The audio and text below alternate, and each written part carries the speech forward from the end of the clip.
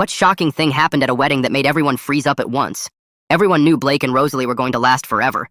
Like seriously, this guy had her military dad laughing so hard he choked the first time they ever met while the rest of us had never even heard him speak. Blake invented Random Flower Day, where once a month he'd show up with a bouquet of exotic flowers shipped from a different country around the world each time. Our girlfriends would literally use him as an example during every argument. This is what a real man looks like. He organized flash mobs for her birthday, learned to cook her grandmother's recipes, and treated Rosalie like it was her birthday every day. Then Rosalie's mom got diagnosed with lupus, and Blake didn't even hesitate. He switched to night shifts at his accounting firm so he could drive her mom to treatments during the day. He even sold his beloved motorcycle, the one he'd rebuilt with his dad, just to cover the co-pays when Rosalie's family hit their insurance limit. While the rest of us were complaining about meeting our girlfriend's parents once a month, Blake was at every single family dinner, helping Rosalie's mother cook, helping her dad fix the roof, and teaching her little brother to drive. 3 years in, Blake proposed. He got down on one knee at her favorite restaurant with her whole family there. With her grandmother's ring he'd personally restored, and gave this speech about how she saved him from being a workaholic with no purpose. The whole restaurant started clapping. Rosalie was crying so hard she could barely say yes. The wedding planning was insane. Blake handled everything she got stressed about. Vendor calls, seating arrangements, dealing with her crazy aunt who demanded vegan options for everyone. The day finally came. It was a beautiful beach and packed with 300 guests. Rosalie looked incredible walking down that aisle, her dad tearing up next to her, and Blake standing at the altar with tears already running down his face. The officiant, Blake's best friend, went through all the traditional stuff. The readings, the vows. Rosalie went first, and by the end, everyone was dabbing their eyes with tissues. Then came the big moment. Do you, Blake, take Rosalie to be your lawfully wedded wife? The whole beach was silent, everyone waiting for that enthusiastic yes we all expected. Blake looked at Rosalie for what felt like forever. Then he took a deep breath and said, clear as day, 2 hours ago, I would have hoisted you up in the air and screamed yes. But now, you disgust me. And I never want to see you again in my life. He turned and walked away. Rosalie's face went from confused to horrified in about 2 seconds. She literally collapsed right there in her wedding dress. The best friend stood there with his mouth open. Blake's mom started running after him, screaming his name. Rosalie's bridesmaids rushed to her, trying to get her to breathe. The whole beach erupted. People were standing up, shouting, asking what the hell just happened.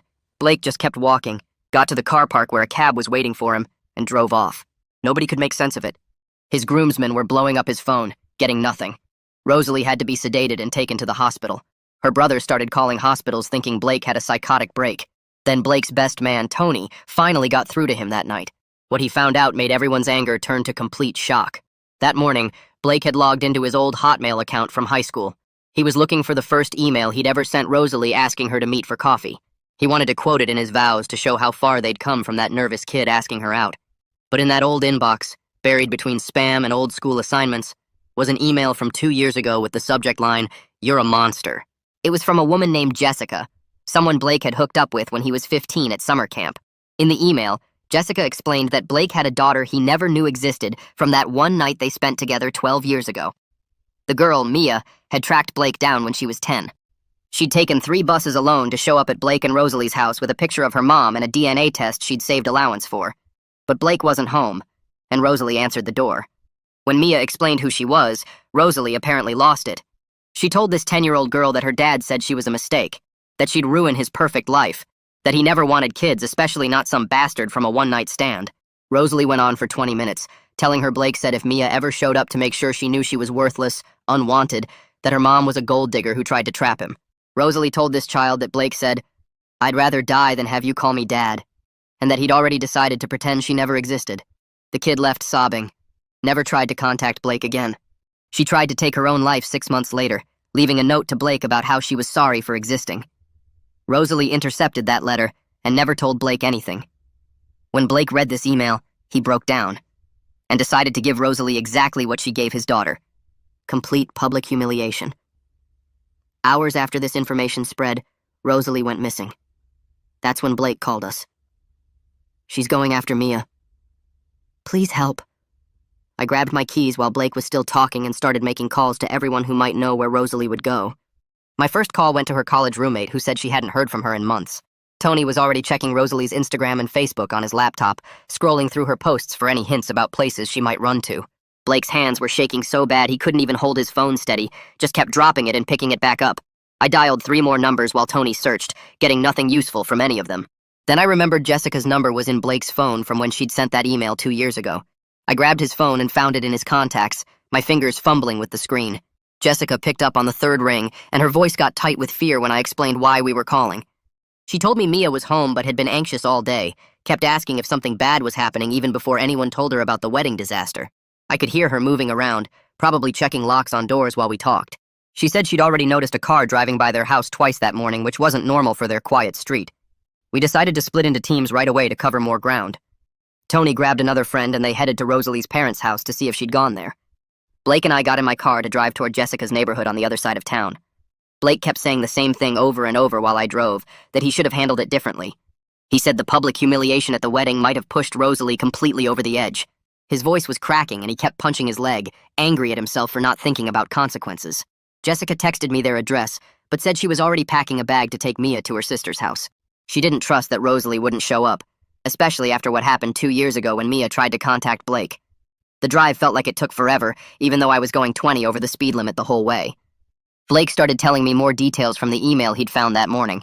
He said Mia had saved her allowance for months to pay for that DNA test herself. She'd practiced what she wanted to say to him, wrote it down and memorized it before taking 3 buses alone to find him. The thought of his daughter preparing so carefully just to get destroyed by Rosalie made Blake punch my dashboard hard enough to crack it. He didn't even apologize, just kept talking about how Mia was only 10 years old when she showed up at their door. Tony called while we were still driving and said Rosalie's parents hadn't seen her since yesterday, but they were worried because she'd called them crying, so hard they couldn't understand what she was saying. Her mom mentioned that Rosalie had been struggling with anxiety ever since her lupus diagnosis last year. She'd been using control as a way to cope with feeling like her body was betraying her. Tony said her dad was getting in his car to help look for her too. We finally reached Jessica's neighborhood and I slowed down, checking every car we passed. Then Blake grabbed my arm and pointed to a blue Honda parked 3 blocks from Jessica's house. It was definitely Rosalie's car, still had the parking sticker from her gym on the windshield. Blake wanted to jump out and confront her immediately, but I held him back. We needed to call the police first and get this documented properly in case things went bad.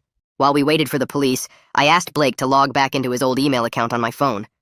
I wanted to verify the headers and metadata myself, make sure this wasn't some elaborate fake. The email was definitely real, came from Jessica's IP address with medical records attached from Mia's hospitalization. The suicide note Mia had written was there too, addressed to Blake, saying she was sorry for existing and ruining his life. Reading it made me sick to my stomach knowing Rosalie had hidden this from Blake for 2 whole years. Detective Rita Graves showed up about 15 minutes later in an unmarked car. She took our statements calmly, but I could tell she was taking it seriously by how many notes she wrote. She radioed for another unit to check on Jessica's house while she walked over to check Rosalie's car. The car was empty, but the engine was still warm, meaning Rosalie had just left it recently.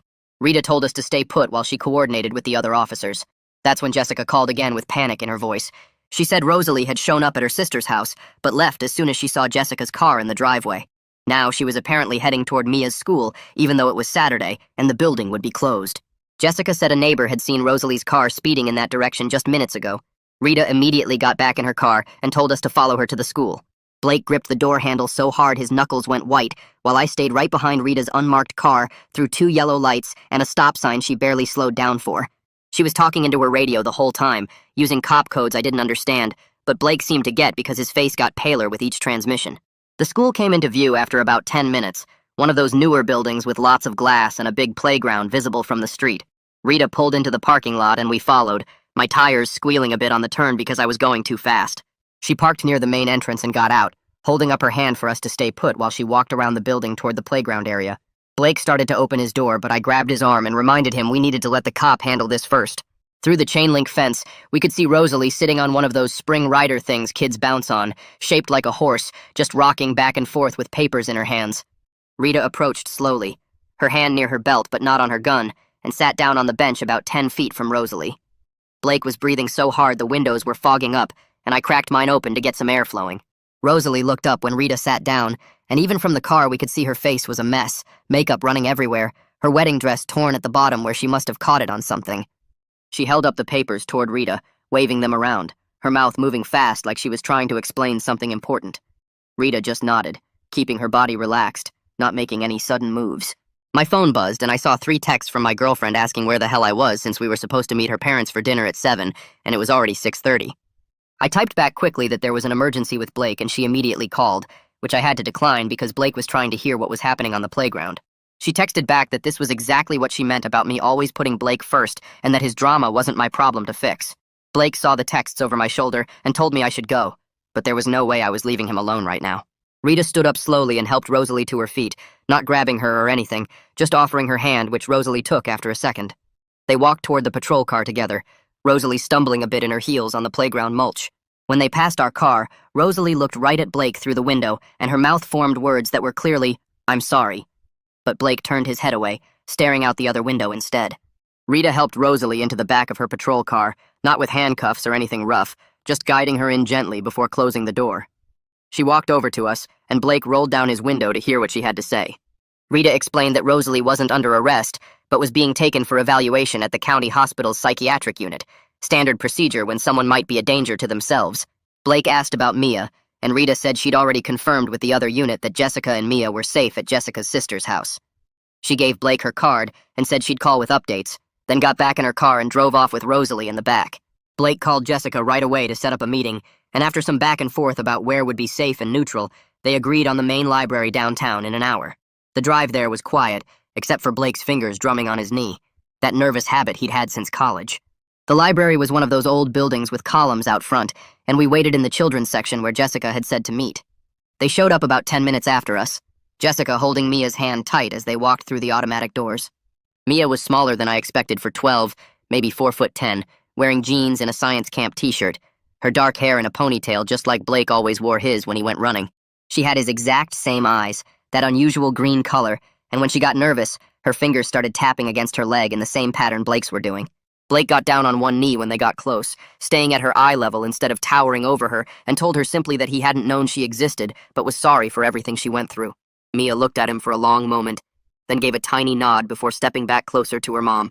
Jessica pulled out her phone and started showing us screenshots she'd been saving for 2 years, Rosalie's Instagram posts about being happily child-free by choice, and how some people just aren't meant to be parents, posted just weeks after turning Mia away.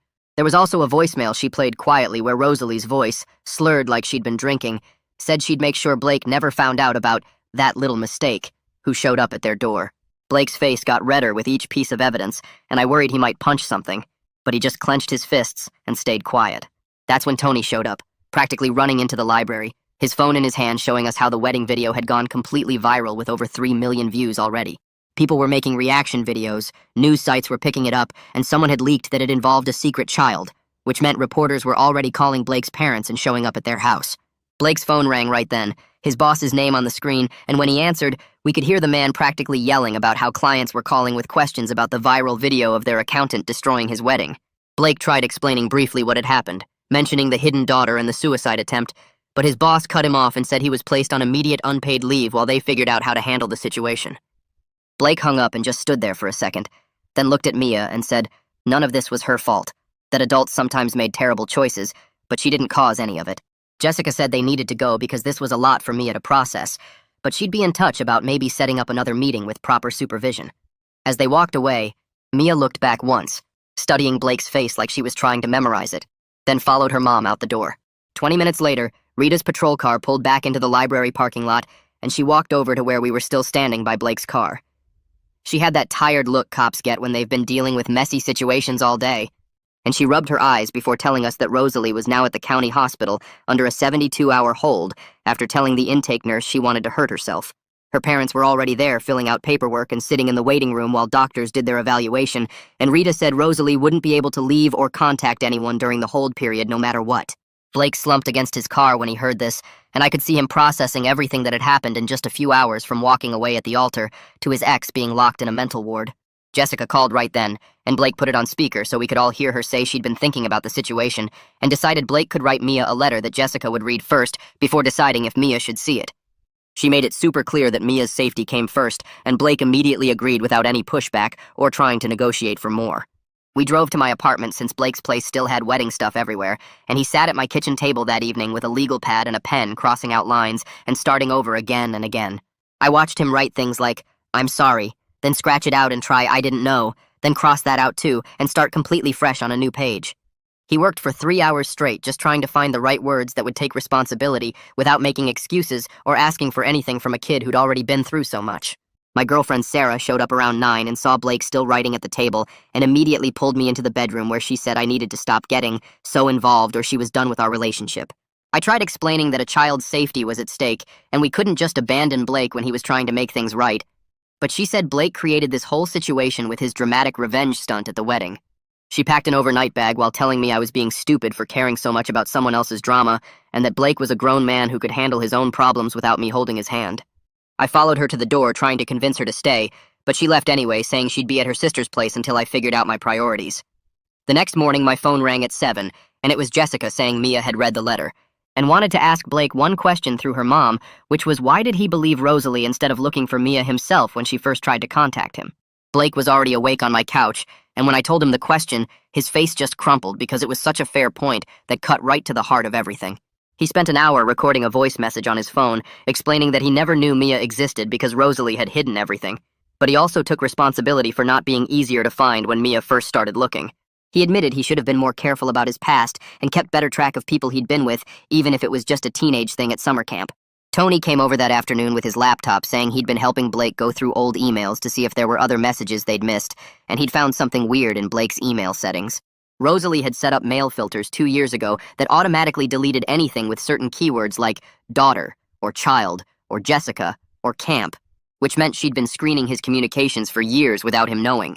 Blake stared at the screen showing all these filter rules Rosalie had created, and his hands started shaking when he realized how long she'd been controlling what information reached him. That's when Blake's phone buzzed with a text from one of Rosalie's bridesmaids saying she needed to tell him something important about what Rosalie did that morning before the wedding. The bridesmaid said Rosalie had pawned her grandmother's jewelry that Blake had restored and withdrew their entire wedding fund from the joint account before disappearing, which was thousands of dollars meant for their honeymoon and new apartment. She was clearly planning something, but nobody knew what, and the bridesmaid was worried Rosalie might try to leave the state or do something worse once her hold was up. While we were processing this news, Tony's phone started blowing up with notifications because someone had posted the wedding video online and it had already gotten 3 million views in just a few hours. People were making reaction videos and news sites were picking it up, and someone had leaked that it involved a secret child, which meant the whole story was going completely viral. Blake started getting messages on every platform with some people calling him a hero for exposing Rosalie, while others sent death threats calling him a deadbeat dad who abandoned his kid. Jessica texted that she was meeting with a family lawyer named Evander Pierce that afternoon to set up legal framework for paternity testing and custody arrangements because she wanted everything official to protect Mia from any future drama or people trying to contact them about the viral video. Blake met with Evander Pierce the next morning and signed every paper without even reading them.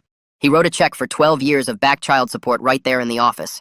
Pierce had to tell him 3 times that the paternity test needed to happen first, but Blake kept pushing the check across the desk.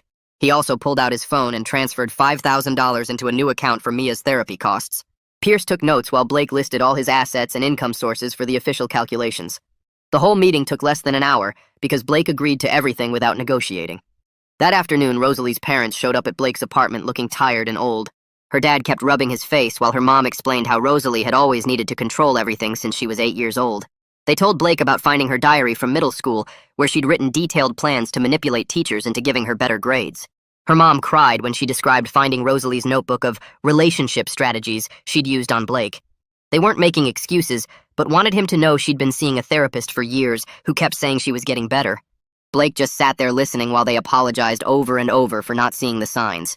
2 days later, a social worker named Josephina Ware called to schedule interviews with everyone involved. She came to my apartment first since I'd been there for most of the events.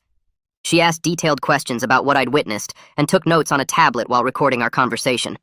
She interviewed Blake for 3 hours at his place, going through every interaction he'd had with Jessica and Mia. Then she spent an entire afternoon with Jessica and another session alone with Mia at their therapist's office. She even interviewed Tony and some of the wedding guests to understand the full situation. After all the interviews, she created a 30-page report with recommendations for supervised visitation. My girlfriend came over that night and started yelling the second she walked in. She said I was pathetic for spending so much time on Blake's problems instead of focusing on our relationship. She called me stupid for caring about some kid I'd never even met. I tried explaining that a child had almost died because of what Rosalie did, but she just got angrier. She threw my Xbox controller at the wall and said I had to choose between her and this drama. I looked at her face all twisted with anger and realized we saw the world completely differently. I told her to leave and not come back. She slammed the door so hard my neighbor came out to check if I was okay. Meanwhile, Jessica texted that Mia's therapist wanted to share something important about their last session. The therapist said Mia had spent 40 minutes drawing pictures of the wedding scene she'd seen online. She kept drawing Blake walking away from Rosalie and then crossing it out and starting over. She told the therapist she understood why Blake did it, but she was mad that everyone was talking about her now. Kids at the school had seen the video and kept asking if she was the secret daughter. She said she wished Blake had just called Rosalie out privately instead of making it this huge public thing. The therapist helped her write a list of feelings she wanted to tell Blake someday when she was ready. At Blake's office, his coworkers had started a petition without him knowing to get him reinstated. They collected over 200 signatures from clients saying they trusted Blake more after seeing him stand up for his daughter. One client even offered to pay Blake's salary personally if the firm wouldn't take him back. But the partners held an emergency meeting and decided the publicity was too risky for their reputation. They offered Blake a severance package if he'd sign papers saying he wouldn't sue for wrongful termination. Blake took the deal because he needed money for Mia more than he needed to fight them. 3 days after that, Rita called with bad news about Rosalie being released from her hold. The hospital had discharged her that morning, and by noon she'd shown up at Jessica's workplace. Security cameras showed her pacing outside for an hour before going inside and asking the receptionist for Jessica. When security tried to escort her out, she started screaming that Jessica had ruined her life. She threw a potted plant at the security guard and ran to her car before police arrived. Jessica had to leave work early and pick up Mia from the school because she was scared Rosalie might go there next. The violation meant an emergency court hearing got scheduled for the next morning. The judge reviewed the security footage and witness statements from Jessica's coworkers. Rosalie showed up with her parents and a lawyer, but she looked terrible with dark circles and unwashed hair. The judge issued a formal restraining order requiring Rosalie to stay 500 feet away from Blake, Jessica, and Mia. She also mandated therapy twice a week and anger management classes.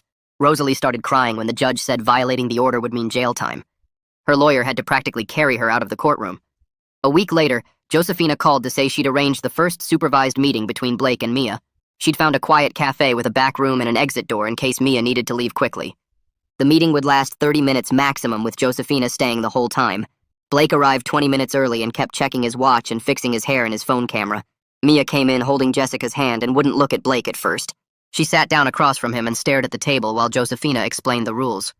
Blake started by saying he was sorry without making any excuses about not knowing she existed. Mia asked why he never looked for her mom after camp, and he answered honestly about being young and stupid. She asked if he really sold his motorcycle, and his voice cracked when he said yes. Then she mentioned she'd seen pictures of motorcycles online and thought they looked cool. Blake's whole face changed, and he started telling her about the one he'd rebuilt with his dad when he was 16. He described taking the engine apart and putting it back together piece by piece. For the first time, Mia actually looked at him, and even smiled a little when he talked about accidentally spraying himself with oil. The meeting ended after 22 minutes when Mia stood up and said she was done. Blake didn't try to stop her or ask for a hug, just said thank you for meeting him. Josefina followed us outside and put her hand on Blake's shoulder while he watched Jessica's car pull away with Mia inside. She told Blake that 22 minutes was actually really good for a first meeting because it meant Mia was setting boundaries and testing if adults would respect them. Blake nodded and wiped his eyes with the back of his hand before getting into his car and driving home alone. That night, Rosalie posted a video on Facebook that spread everywhere within hours. She sat in what looked like her childhood bedroom with puffy eyes and messy hair, talking about how sorry she was for everything that happened. The problem was she spent 15 minutes talking about her own pain and mental health struggles and only mentioned Mia once at the very end. She went on about how the wedding disaster ruined her life and how she never meant to hurt anyone, but she was just trying to protect Blake from complications. The comments section turned into a war zone with people calling her every name you could think of. Someone screen recorded the video and posted it on Twitter, where it got even worse. Within 2 days, someone found her parents' address and posted it online along with her phone number and email. Blake called me at 3 in the morning because people were sending him screenshots of threats being made against Rosalie. We both hated what she did, but nobody deserved strangers showing up at their house or calling with death threats. Her parents had to disconnect their landline, and Rosalie moved back in with them because her apartment complex got so many complaints about reporters and angry people showing up. Blake spent the next week going through all the wedding stuff in storage, deciding what to do with everything. The dress went back to the shop for store credit, which they gave him even though it was past the return date. The decorations and centerpieces got donated to a local church. The honeymoon tickets to Hawaii got canceled for a partial refund. He took all the money from selling and returning things, plus the deposits they got back from vendors, and opened a college savings account in Mia's name. He didn't post about it or tell anyone except Jessica, who got the account information in a certified letter. The paternity test came back 2 weeks later, which surprised nobody since Mia looked exactly like Blake's baby pictures.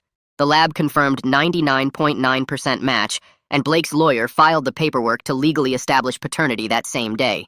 Blake also filed for 12 years of back child support payments, even though Jessica hadn't asked for it because he wanted everything official and wanted to show he was taking responsibility. A month passed before Mia agreed to meet Blake again, and this time she picked the place which turned out to be a go-kart track 40 minutes away. Jessica stayed in the waiting area while Blake and Mia got their helmets and safety briefing from the teenage employee. Mia picked the fastest kart available and left Blake in the dust on the first race. She lapped him twice, and when he spun out trying to take a turn too fast, she actually laughed out loud. They raced 5 times total, and she won every single one, though Blake got a little better each time. After the last race, she high-fived him before running back to her mom. Jessica texted Blake later that night, saying it was the first time she'd seen Mia genuinely happy since everything started. 3 days later, I was buying milk at the grocery store near my apartment when I saw Rosalie in the cereal aisle. She looked terrible with dark circles under her eyes and clothes that hung loose on her frame like she'd lost 20 pounds. She saw me and started walking over, but stopped when she saw my face. We stood there for maybe 10 seconds just looking at each other before she turned around and walked the other way. There was nothing left to say, and we both knew it. Blake had been applying for jobs since his company put him on leave and finally got an offer from a smaller accounting firm across town. The pay was 30% less than his old job, but they knew about the whole situation and didn't care. They actually said they respected his honesty and offered flexible hours so he could go to Mia's therapy appointments. He accepted immediately and started the next Monday. Josephina called Blake for a progress meeting 6 weeks after that first cafe visit. She said Mia was doing better in therapy and starting to process what happened to her 2 years ago. The nightmares were still happening, but less often, and she wasn't flinching when people mentioned Blake's name anymore. Josephina recommended keeping the supervised visits going for at least 6 more months before trying anything unsupervised. Blake agreed without arguing because he knew pushing too fast would ruin any chance of a real relationship. Jessica started warming up to Blake after seeing him consistently show up and respect every boundary they set. She began sharing little things about Mia, like how she loved science experiments and had taught herself to skateboard using YouTube videos. She mentioned Mia had been teaching herself to cook by watching cooking shows and practicing when Jessica worked late. Blake wrote everything down in a notebook he kept in his car so he could remember every detail about his daughter. 2 days later, Blake showed me the cooking class schedule he'd printed out from the community center website and circled 3 different classes that fit around his work hours. He picked the basic knife skills one first, since Jessica mentioned Mia watched those cooking competition shows all the time, and the chefs were always talking about proper technique. I went with him to that first class where we both learned we'd been cutting onions wrong our whole lives, and the instructor kept fixing Blake's grip on the knife handle. Blake practiced at home every night that week, sending Jessica photos of his attempts at julienned carrots and diced peppers with messages saying maybe Mia would find them interesting, but only if she wanted to see them. Jessica started showing them to Mia, who apparently critiqued his knife angle, but in a way that made Blake actually happy because it meant she was paying attention. The court date for Rosalie's restraining order violation came up faster than expected, and Blake asked me to go with him for support. The courtroom was smaller than I expected, and Rosalie sat at the defendant's table looking like she'd aged 10 years in 3 months, with her hair pulled back and wearing a plain gray suit that hung loose on her frame. The judge reviewed the security footage from Jessica's workplace and the testimony from the security guards who'd had to escort Rosalie out. Rosalie stood when asked and told the judge she was accepted full responsibility for violating the order and understood she needed help dealing with what she'd done. The judge ordered 6 months of mandatory therapy, 200 hours of community service at a crisis hotline, and extended the restraining order for 5 years. Rosalie just nodded and signed the papers without arguing or trying to explain herself away like the old Rosalie would have done. Tony called me the next weekend saying Blake needed help moving and could I bring my truck. Blake had found a 2-bedroom apartment 15 minutes from Mia's school that cost half what his old place did, but had a small garage where he could work on projects. We loaded up his furniture, which wasn't much since Rosalie had kept most of their stuff, and Blake didn't fight her on it. The new place was basic with white walls and old carpet, but Blake seemed lighter somehow as we carried boxes up the stairs. He'd already turned the 2nd bedroom into what he called a maybe-someday room with a desk for homework and empty bookshelves he hoped to fill if Mia ever felt comfortable visiting. 3 weeks into the new apartment, Blake's phone buzzed during lunch, and his whole face changed when he saw it was from an unknown number. The message was just a photo of a DNA model made from pipe cleaners and beads with a caption that said, "Got an A on my science project," from Mia. Blake stared at it for probably 5 minutes before typing back, "That's amazing. The double helix structure looks perfect. Did you know DNA unzips like a zipper when cells divide?" With a little zipper emoji. Mia sent back a laughing face emoji, and that was it. But Blake screenshot the whole conversation and probably looked at it 50 times that day. By the 3-month mark after the wedding, the internet had moved on to some politician's scandal, and Blake could finally go to Target without someone recognizing him from that viral video. The grocery store clerk stopped whispering when he bought milk, and the stares at coffee shops mostly stopped, though. Occasionally someone would still point and whisper to their friend. Blake started spending evenings in his garage working on his dad's old motorcycle that Tony had helped him buy back from the guy who'd bought it from the shop. The engine was in worse shape than before, but Blake said working with his hands helped him process everything without having to think too hard about it. He'd send me photos of parts laid out on newspaper and oil-stained hands holding bolts that needed replacing. Jessica called him one Tuesday saying Rosalie's mom had reached out wanting to apologize for everything her daughter had done without asking for anything or trying to make excuses. Jessica told her she appreciated the apology and understood parents couldn't control their adult children's choices, but the restraining order would stay in place permanently. Rosalie's mom said she understood and just wanted them to know the family was deeply sorry for the pain Rosalie had caused Mia. 2 months into their supervised visits, Josefina called Blake with news that made him sit down on his kitchen floor. Mia had told her she wanted to try meeting Blake without supervision, but only in public places where she could leave if she felt uncomfortable. Blake literally cried right there on the linoleum while Josefina explained the conditions and safety plans they'd need to follow. The first unsupervised visit was set for a Saturday afternoon at an ice cream shop downtown, with the understanding that Mia could end it whenever she wanted. Blake got there 30 minutes early and switched tables twice trying to find the one that felt least intimidating. Mia showed up right on time and ordered mint chip while Blake got vanilla because his stomach was too nervous for anything else. They walked around the park after, talking about her friend drama at the school and a teacher who gave too much homework. Blake mostly listened and asked small questions that kept her talking about safe topics like her favorite subjects and what books she was reading for English class. She stayed the full hour they'd planned and even suggested maybe they could do mini golf next time since she'd seen a place near the ice cream shop. Jessica and Blake set up their communication through a court-approved app called Our Family Wizard that documented everything and kept conversations focused on Mia's schedule and needs. They worked out pickup times for visits and shared information about Mia's doctor appointments and school events without getting into personal territory. 3 weeks later, Blake's boss called him into the conference room where the whole accounting team had gathered with a sheet cake that said, "Welcome officially," in blue frosting. They'd voted to bring him on full-time after watching him handle the Mario audit without a single error, despite everything happening in his personal life. Blake stood there holding a plastic fork while his coworkers patted his back and told him they were glad he was staying. The next Saturday, Mia texted Jessica asking if she could see the motorcycle Blake had been working on, and Jessica drove her over to his garage where he had the whole engine spread across a tarp on the concrete floor. Blake showed her each part and explained what it did while she sat cross-legged next to him, passing him tools when he asked. She watched him reconnect the spark plugs, and when he finished, she said, "Thanks for showing me Blake," which was the first time she'd ever used his name instead of just nodding or pointing. 6 months after that disaster of a wedding day, a letter arrived at the courthouse from Rosalie's therapist with an attached statement she'd written acknowledging the harm she'd caused to Mia. The letter didn't ask for forgiveness or try to explain her actions away, but simply stated she understood what she'd done was wrong, and she was working to understand why she'd made those choices. Blake and Mia settled into a pattern of weekly dinners at the pizza place near her school, where she'd tell him about her classes while they shared a pepperoni with extra cheese. Tuesday nights he'd help with her math homework over video chat, and once a month they'd pick something to do like bowling or the science museum, or just walking around the farmer's market eating samples.